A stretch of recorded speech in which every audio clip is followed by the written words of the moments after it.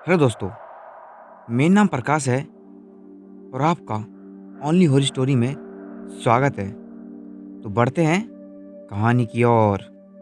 मेरा नाम सुरेश है और मैं पटना के सिवान में रहता हूँ। मैं 3 साल बाद अपनी पढ़ाई ख़त्म करके गांव आ रहा था। ट्रेन काफ़ी लेट चल रही थी। मैं करीब रात के 2 बजे स्टेशन पे पहुँच गया था। जब मैं ट्रेन से उतर रहा था तभी मेरी माँ का कॉल आ जाता है। मेरी माँ मेरे से बोलती है कि बेटा आज तुम स्टेशन पे ही रुक जाओ।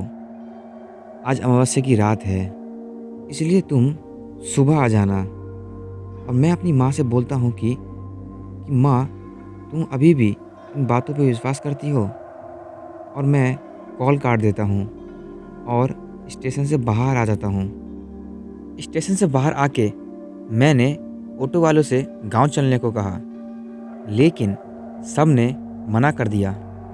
फिर मैं पैदल ही गांव की तरफ चलने लगा।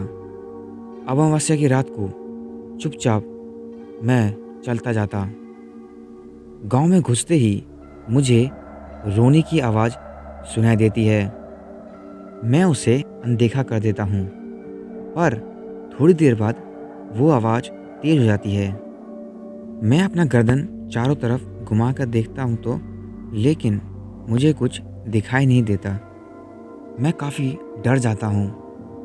तभी ऊपर पेड़ से सुरेश आवाज़ आती है। मैं घबरा जाता हूँ। फिर दोबारा से कोई सुरेश बोलता है।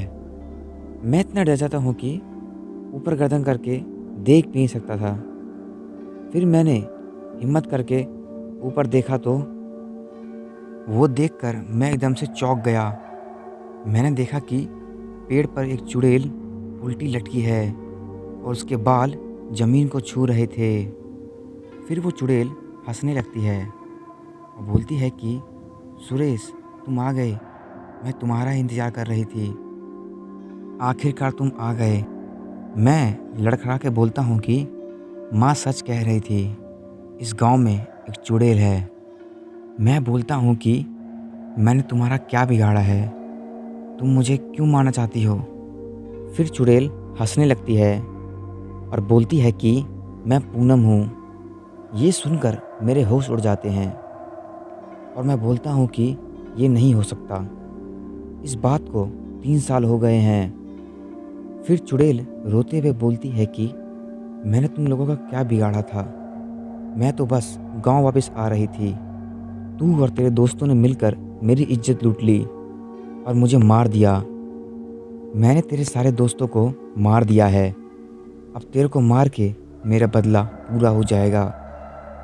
मैं चुड़ैल से बोलता हूँ कि मुझे माफ़ कर दो, मुझे मत मारो। चुड़ैल बोलती है कि तूने सुनी थी मेरी जब मैं गिड़गिड़ा रही थी? वो अपने लंबे बालों से मेरा गला दबा देती है और मैं उससे जान की भीख मांगता रहता हूँ, लेकिन वो नहीं सुनती। फिर हाईवे से एक ट्रक वाले आ रहे होते हैं।